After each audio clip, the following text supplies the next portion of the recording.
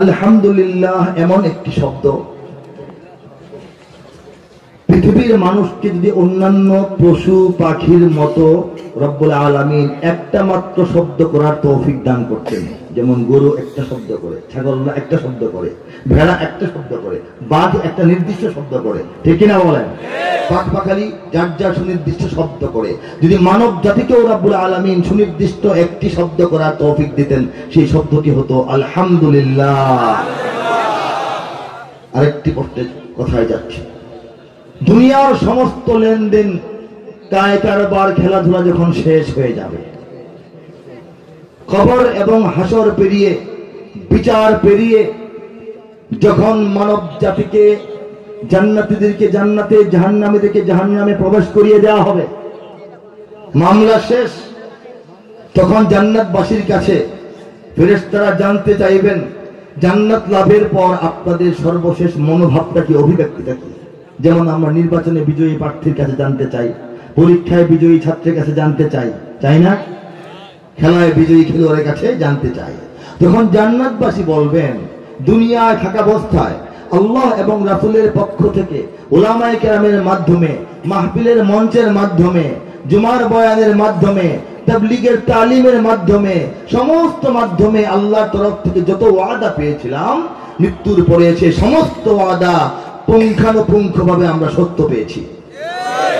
এখন আমাদের শেষ কথাটা হচ্ছে ওয়া আখিরুদ দাওয়ানা আনিল হামদুলিল্লাহি রাব্বিল আলামিন। আমাদের শেষ কথা, শেষ অভিব্যক্তি, শেষ অভিমত, শেষ অনুভূতি হচ্ছে সমস্ত প্রশংসা শুধুমাত্র একমাত্র মহান আল্লাহ রাব্বুল আলামিনের। বলি আলহামদুলিল্লাহ। আলহামদুলিল্লাহ হচ্ছে এমন এক শব্দ, রব্বুল আলামিন যখন তার সমস্ত সৃষ্টিকুলের মধ্যে আশরাফুল মাখলুকাত মানুষকে সৃষ্টি করলেন, প্রথমে আদম আলাইহিস সালামকে সৃষ্টি করলেন, আমরা সবাই জানি না? আদমকে সৃষ্টির পর যখন তার মাটির দেহের মধ্যে রূহ বুকে দেওয়া হলো, সেই রূহ যখন তার পায়ের দিক থেকে উঠতে উঠতে উঠতে উঠতে সমস্ত শরীরকে রক্ত মাংস হাড়ে সজীব করতে করতে করতে করতে বুকের উপর, গলার উপর উঠে মাথায় গিয়ে শেষ হলো, তখন হযরত আদম আলাইহিস সালামের মগজের মধ্যে সুরসুরি অনুভূত হলো। তিনি তার নিজের অজান্তেই অটোমেটিকলি একটা হাঁচি দিলেন এবং সঙ্গে সঙ্গে এই পৃথিবীতে প্রথম সৃষ্ট মানুষের মুখ থেকে বের হয়ে আসলো আলহামদুলিল্লাহ। মতান্তরে মহান রব্বুল আলামিন নিজে অথবা উপস্থিত জনতা, জনতা মানে আমরা না, এরা মালায়েকা ফেরেশতাগণ বলে উঠলেন ইয়ারহামুকুমুল্লাহ। এই হচ্ছে মানব মণ্ডলীর প্রথম যিনি সৃষ্ট হয়েছেন, তার প্রথম বাক্য, প্রথম কথা আল্লাহর উদ্দেশ্যে কোনটা? আলহামদুলিল্লাহ। সবাই জোরে বলি আলহামদুলিল্লাহ। আমরা আলহামদুলিল্লাহ বলার এত এত এত এত কারণ আছে, যদি বলতে থাকেন জন্ম থেকে কবর পর্যন্ত আলহামদুলিল্লাহ বলা যতটুকু প্রয়োজন, এর কোটি ভাগের কোটি কোটি কোটি কোটি ভাগের এক ভাগও আদায় করা হবে না। হুজুর এটা তো সবাই বলেন, এর তো বেশি বলা কি দরকার আছে? আছে। কারণ এই যে নিঃশ্বাস আমাদের ভিতরে আসলো, যদি আর বের না হয়ে যায়, অথবা বের হয়ে গেল আরেকবার ফেরত না আসে, প্রত্যেকটা নিঃশ্বাস যখন ভিতরে ঢুকে আলহামদুলিল্লাহ বলা দরকার না? আবার যখন বের হয়ে যায় আবার আলহামদুলিল্লাহ, আবার নিঃশ্বাস আসলে আবার আলহামদুলিল্লাহ। এখন নিঃশ্বাসে নিঃশ্বাসে আলহামদুলিল্লাহ বলতে থাকেন। আপনি শুধু নিঃশ্বাসের শুকরিয়া করে তো জীবন শেষ, আপনি জীবনের অন্য কাজকর্ম কখন করবেন? আর আল্লাহ রাব্বুল আলামিন যে কত কোটি কোটি নিয়ামত দ্বারা আপনাকে আবৃত রেখেছেন, যা আপনি জানেন না, এইগুলি জানেনই না, এইগুলির শুকরিয়া কবে আদায় করা যাবে? বুঝাতে পেরেছে ঠিক কিনা বলেন? আল্লাহ রাব্বুল আলামিন, আমরা যারা এখানে উপস্থিত আছি মুমিন মুসলমান বান্দারা, আমাদেরকে রব্বুল আলামিন দয়া করে, মায়া করে, পরিকল্পনা করে আমাদের ভিতরে আত্মা দান করেছেন তিন প্রকার। কয় প্রকার? কয় প্রকার? আমি কবিতা সঙ্গীতে যাচ্ছি, প্রাসঙ্গিক ভাবে একটু পরে যাব, অধীর হওয়ার কারণ নেই, একটু আলোচনাও দরকার। রব্বুল আলামিন আত্মা দান করেছেন কয়টা করে আমাদেরকে? কয়টা? আবার জোরে বলেন। প্রথম আত্মার নাম হচ্ছে জীব আত্মা। পৃথিবীর সমস্ত জীবজন্তু, জানোয়ার, পাখি, পাখালির যে আত্মা আছে, জাস্ট একটা প্রাণী হিসাবে, জাস্ট একটা জীব হিসাবে এই আত্মা মানুষের মধ্যেও আছে, আমাদের মধ্যেও আছে, সমস্ত মানুষের মধ্যে আছে, আমাদের মধ্যেও। যদি বলবেন আছে কি নাই?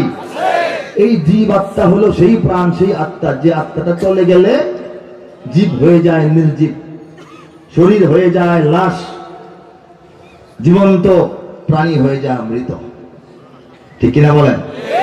এই জীব আত্মা বের হয়ে গেলে মানুষ লাশ হয়ে যায়, গরু মরে যায়, বাঘ মরে যায়, হাতি মরে যায়, মশা মরে যায়, পিপিলিকা মরে যায়, উকুন মরে যায়, সাপ মরে যায়, মাছ মরে যায়, পাখি মরে যায়। যে আত্মাটা চলে গেলে যে কোনো বডি, যে কোনো প্রাণী মরে যায়, সেটার নাম হচ্ছে কি? জীব আত্মা। আল্লাহ পাক আমাদের সবাইকে এই জীব আত্মা দিয়েছেন, ঠিক কিনা বলেন? দ্বিতীয় আরেকটি কোয়ালিটিফুল আত্মা, সেটার নাম হচ্ছে মানব আত্মা। বলেন সুবহানাল্লাহ। এই মানব আত্মা পৃথিবীর সমস্ত শুধু মানব জাতি ছাড়া আর কাউকে দেওয়া হয় নাই। কাজেই সমস্ত মানুষের দুইটা আত্মা আছে, একটা জীব আত্মা, আরেকটা কি? মানুষ হিসেবে মানব আত্মা, জীব হিসেবে জীব আত্মা, মানুষ হিসেবে মানব আত্মা। মানব আত্মা যদি কারো চলে যায়, তখন লোকটা মরে যায় না, তবে অমানুষ হয়ে যায়। মরে যায় না, কিন্তু কি হয়? তার মানবতা মরে যায়। সে পাশবিক তাকে গ্রাস করে, সে পশুর কাতারে নেমে যায়, পশুর সমান হয়ে যায়।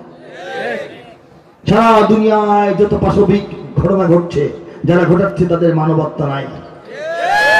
আজকে আমেরিকা ইরাককে যেভাবে ধ্বংস করেছে, সিরিয়াকে যেভাবে তছনছ করেছে, আফগানিস্তানকে যেভাবে তছনছ করেছে, মাসুম শিশুদেরকে হত্যা করেছে, নারীদেরকে ক্ষতিগ্রস্ত করেছে এবং জনপদকে জনপদ ধ্বংস করে দিয়েছে, এই অমানবিক আচরণগুলি যারা করেছে, তারা মানুষের কাতারে থেকে করে নাই, তারা মানবত্ব হারিয়ে তারপর পশুর কাতারে নেমে কাজগুলি করেছে। একজন ধর্ষক, একজন খুনি, একজন প্রতারক, একজন অন্যায়কারী, মানবত্বা তার ভিতর থাকা সত্ত্বেও সেই সব কাজ করতে পারে না। মানবতা যখন হারিয়ে যায়, মানবত্বা তার দেহ থেকে চলে যায়, তার মনন থেকে চলে যায়, তার চেতনা থেকে চলে যায়, তার বিবেক থেকে চলে যায়, তখন সে মরে যায় না, কিন্তু তার ভিতরের মানুষটা মরে যায়। সে শুধু জীব, একটা প্রাণী হিসেবে বেঁচে থাকে। আর সাধারণ জীবজন্তু যেরকম আচরণ করে, সেই আচরণ তার মধ্যে কাজ করে। আর আমরা যারা বসে আছি বলি আলহামদুলিল্লাহ, আমাদের মধ্যে তৃতীয় আরো কোয়ালিফাইড, আরো গ্রহণযোগ্য, আরো উন্নততম একটা আত্মা আমাদেরকে দান করেছেন আল্লাহ। সেটার নাম হচ্ছে ঈমানী আত্মা। বলি আল্লাহু আকবার।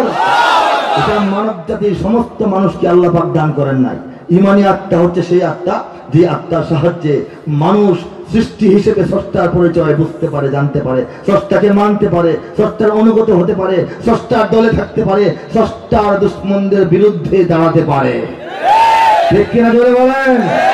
এই তিন প্রকারের আত্মায় আমরা আত্মাবান এবং শক্তিশালী, এই জন্য বলি আলহামদুলিল্লাহ। ঈমানী আত্মা হচ্ছে সেই আত্মা, যেই আত্মার জোরে বড় বড় পরাশক্তির বিরুদ্ধে অসহায়, অস্ত্রবিহীন, খাদ্যবিহীন মুমিন মুসলমানরা বিজয় অর্জন করতে পারেন। ঠিক কিনা জোরে বলেন? সেই ঈমানী আত্মা রব্বুল আলামিন আমাদেরকে দান করেছেন। বলি আলহামদুলিল্লাহ, বলি আলহামদুলিল্লাহ। এই যে ঈমানের কথা বললাম, মহান রব্বুল আলামিনের পক্ষ থেকে দুনিয়ার সমস্ত মানুষকে যত নিয়ামত দেওয়া হয়, সেটা হোক ধন সম্পদ, টাকা পয়সা, বাড়ি গাড়ি, দালান কোঠা, গয়নাগাটি, সেটা হোক মান সম্মান, ইজ্জত, অবস্থান, প্রভাব, প্রতিপত্তি, জনপ্রিয়তা, সেটা হোক আমাদের উত্তম স্ত্রী, উত্তম সংসার, উত্তম পরিবার, উত্তম বংশধর, সেটা হোক আমাদের রূপ লাবণ্য, সৌন্দর্য, দৈহিক সুস্থতা এবং দীর্ঘ জীবন, দীর্ঘ হায়াত, অথবা সেটা হোক আমাদের জ্ঞান, বুদ্ধি, মেধা, প্রতিভা, যাই হোক না কেন, সব কিছুর চাইতে কোটি গুণ বড় যে নিয়ামত, সেই নিয়ামতটার নামই হচ্ছে ঈমান। আল্লাহ রাব্বুল আলামিন এই ঈমান নামক নিয়ামত দুনিয়ার সবাইকে এত সহজে দেন নাই। বিষয়টা এত সহজ না। আমরা জানি অসংখ্য নবী এবং রাসূলদের ঘরের মানুষ, পরিবারের মানুষ, কিন্তু ভাগ্যে তাদের ঈমান জুটে না। হযরত নূহ আলাইহিস সালামের সন্তান পিতার সামনে, পিতা আবার নবী, নবীর সামনে আল্লাহর দেওয়া গজবের পানিতে প্লাবনে ডুবে সে কাফেরদের সঙ্গে মরে ধ্বংস হয়ে গেল। পিতা তাকে ডাকলেন, নবী তাকে ডাকলেন, কিন্তু তার অন্তরে ঈমান প্রবেশ করলো না। ঠিক কিনা বলেন? হযরত ইব্রাহিম আলাইহিস সালাতু ওয়াস সালাম, রব্বুল আলামিন কোরআনে বলেন, মিল্লাতা আবিকুম ইব্রাহিম হুয়া সাম্মাকুমুল মুসলিমিন। হে জাতি, মুসলমানরা, মুমিনরা, বিশ্বাসীরা, একত্ববাদীরা, তোমাদের আদর্শের পিতা, তোমাদের চেতনার পিতা, তোমাদের ধর্মীয় পিতা, তোমাদের জাতির পিতা হচ্ছেন ইব্রাহিম। কে বলেছেন? আর আল্লাহ বলেন সেই ইব্রাহিমই তোমাদের সবার নাম রেখেছেন মুসলিমিন। আমরা যে দুনিয়াতে মুসলিম নামে আছি গর্বের সঙ্গে, নামটা কে রেখেছেন? ইব্রাহিম আলাইহিস সালাম। কে বলে দিয়েছেন? কে জানিয়েছেন? এই যে জাতির পিতা ইব্রাহিম আলাইহিস সালাম, 200 কোটি মুসলমান, বর্তমানে অতীতে যত মুসলমান চলে গেছেন, মুসলিম জাতির পিতা, তার পিতা ইমান নসিব হয়নি। মূর্তি পূজারী শুধু না, মূর্তি নির্মাতা এবং বিক্রেতা ছিলেন, ঠিক না? হযরত লূত আলাইহিস সালাম, আল্লাহর ফেরেশতা এসে বলল, হে লূত নবী, আল্লাহর গজব আসতেছে, ভোরেই আসবে, তছনছ করে দিবে আপনার দেশ, আপনার এলাকা, তাড়াতাড়ি শহর ছেড়ে বের হয়ে যান, আল্লাহ পাক আগে আপনাকে সতর্ক করেছেন। পরিবার, সপরিবারে বের হয়ে যান। পরিবার বলতে অন্তত আমাদের সমাজে আমরা প্রথমে স্ত্রীকে বুঝি, বলি না যে আমি আছি, আমার সঙ্গে আরেক টুকরা দেন, আমার পরিবার আছে, বলি না? আরেক প্যাকেট বিরিয়ানি দেন, সাথে আমার পরিবার আছে, বলি কিনা? আরেকটা টিকিট দেন, সঙ্গে আমার পরিবার আছে, বলি কিনা? সপরিবারে যে আল্লাহ বের হইতে বললেন, লূত আলাইহিস সালামের সহধর্মিণী, জীবন সঙ্গিনী, অর্ধাঙ্গিনী, এক বিছানা এক ঘরের বসবাসকারিণী, তার স্ত্রী কাফেরদের সঙ্গে আল্লাহর সঙ্গে বিদ্রোহ করে ধ্বংস হয়ে গেল। কিন্তু নবীর মুখ থেকে তার অন্তর পর্যন্ত ঈমান ঢুকল না। বলেন নাউযুবিল্লাহ। আমাদের শেষ নবী সাইয়্যিদুনা আকায়ে নামদার তাজদারে দু আলম সরকারে মদিনা सरदार दो आलम मोहम्मद मुस्तफा मुर्तजा मुजतबा सल्लल्लाहु अलैहि वसल्लम, তিনি জন্মের আগেই পিতৃহীন হয়ে পড়েন, জন্মের পর কিছুদিনের মধ্যেই মাতৃহীন হয়ে পড়েন, আর কিছুদিন পরেই দাদাকে হারালেন এবং চাচার বাড়িতে লালিত পালিত হলেন। এমন এক চাচা, আদরে সোহাগে গোসল করাতেন, খাওয়াতেন, কোলে নিতেন, বেড়াতেন, বাজারে নিয়ে ঘুরতেন, বড় হওয়ার পর সঙ্গে নিয়ে রেখে রেখে রেখে রেখে ছায়ার মতো ছায়া দিয়ে তাকে ব্যবসা বাণিজ্য শিখিয়েছেন, যৌবনকালে তাকে বিয়ে শাদী করিয়েছেন। নবীজির বিয়ের মধ্যে তার চাচা পৃথিবীর ইতিহাসে সবচাইতে উন্নত এবং সুন্দরতম একটি প্রশংসামূলক বক্তব্য রেখেছিলেন নবীজির বিষয়ে, এবং তার চাচা এমন এক চাচা, মৃত্যু পর্যন্ত কাফেরদের অত্যাচার এবং চাপ থেকে রাসূলকে তিনি আগলে রেখেছিলেন, রক্ষা করেছিলেন। চিন্তায়, চেতনায়, জ্ঞানে, গুণে, আভিজাত্যে, সম্ভ্রান্তিতে, চরিত্রে, বৈশিষ্ট্যে, ন্যায়পরায়ণতায়, সততায়, সৌন্দর্যে, সব দিক থেকে একজন পারফেক্ট মানুষ এবং মক্কার নেতা ছিলেন আবু তালেব। তার কোনো দোষ ধরার মতো কোনো দোষ ছিল না, কিন্তু মানুষটা মুমিন হইতে পারেন নাই। ঠিক কিনা জোরে বলেন? জানি না সবাই কেন বললাম, এই জিনিসটা বোঝার জন্য যে ঈমান নসিব হওয়া, ঈমান পাওয়া কি খুব সহজ না কঠিন? সেই কঠিন ঈমান, সেই সুদূর প্রসারী ঈমান, সুদূর পরাহত ঈমান, সেই জটিল ঈমান, সেই কষ্টের ঈমান আল্লাহ রাব্বুল আলামিন বাংলাদেশের প্রায় সমস্ত মানুষকে বিনা বাক্যে, বিনা বিনিময়ে, বিনা কষ্টে, বিনা মূল্যে, বিনা শ্রমে দান করে দিয়েছেন বলে আলহামদুলিল্লাহ। বৈজ্ঞানিক ব্যাখ্যায় ধরা পড়বে না, ইতিহাসের গবেষণা করলে আপনি স্পষ্ট এর ব্যাখ্যা পাবেন না, আপনি গাণিতিক হিসাবে এর ফলাফল বের করতে পারবেন না, আপনার চিন্তায়, মেধায়, বুদ্ধিতে ধরবে না। অথচ রব্বুল আলামিন এই ঈমান বাংলাদেশের জমিনে পাঠিয়েছেন। একটু ভেবে দেখেন তো, কোথায় সেই মক্কা মদিনা, কোথায় ইসলামের জন্মভূমি, কোথায় সেই ইসলামের বিজয়ের ভূমি, কোথায় সেই ইসলামের স্বর্ণ জগৎ? সেই মক্কা মদিনা থেকে বাংলাদেশ তো হাজার হাজার মাইল দূরে পড়ে আছে, ঠিক না বলেন? আমরা কি মক্কা মদিনা আশেপাশে থাকি? হাজার হাজার মাইল, 5-6 হাজার মাইল দূরে এই বাংলাদেশ, ধারে কাছের কথা না। অনুভব করতে হবে। আরেকটা জিনিস অনুভব করেন, রাসূলের জামানা, সাহাবায়ে কেরামের স্বর্ণযুগ, সেই সব জামানা থেকে আমরা 1500 বছর পরের মানুষ। এমন না যে 50-60 100-150 বছর আগে কথা, এমন নাকি? 1500 বছর পরে, 6000 মাইল দূরের দেশ, 1500 বছর পরের জাতি। আরো ভালো করে চিন্তা করে দেখেন, এমন এক ভূখণ্ডে আমরা বসবাস করছি, যে ভূখণ্ড, যে মানচিত্র, যে দেশের চতুর্দিকে 1 ইঞ্চি পরিমাণ কোন মুসলিম দেশের সীমান্ত নাই। থাকলে কেউ জানলে হাত তুলে বলেন, আছে? নাই।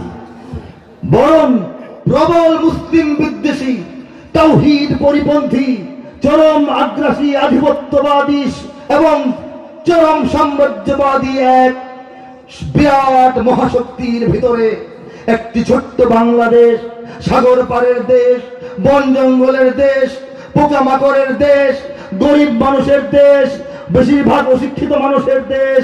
কিন্তু রব্বুল আলামিন এই দেশের 18 কোটি মানুষকে ঈমানের বলে বলিয়ান করে আমাদেরকে দান করেছেন ঈমান। সেই ঈমান, সেই কালিমা, সেই কালিমার পতাকা হাতে নিয়ে আমরা এখনো বেঁচে আছি, এখনো জেগে আছি, এখনো টিকে আছি। যে কোনো চ্যালেঞ্জ মোকাবেলার জন্য সর্বক্ষণ আমরা 18 কোটি মুসলমান বাংলার জমিনে প্রস্তুত হয়ে আছি ইনশাআল্লাহ। নারায়ে তাকবীর, দুনিয়ার মুসলিম এক হও, এক হও, ইসলামের শত্রুরা নারায়ে তাকবীর। এই বিষয়টির কোনো ব্যাখ্যা নাস্তিকদের মাথায় ধরবে না, সাধারণ গবেষকদের মাথায় ধরবে না, আমেরিকার মাথায় ধরে না বাংলাদেশ কিভাবে মুসলিম রাষ্ট্র হয়ে গেল, রাশিয়া এখনো বোঝে না বাংলাদেশটা কিভাবে মুসলমানদের ঘাঁটি হয়ে গেল, ইউরোপিয়ানরা এখনো বোঝে না, তেল আবিব এখনো বোঝে না, দিল্লি এখনো বুঝতে পারে না। কিন্তু আমরা বুঝে গেছি আল্লাহ রাব্বুল আলামিন একান্ত ইচ্ছায়, তার তাকবীরি ফয়সালায়, তার কুদরতি ব্যবস্থাপনায় এই বাংলার জমিনকে ইসলামের বিজয়ের জন্য কবুল করে ফেলেছেন ইনশাআল্লাহ। ঠিক কিনা বলেন?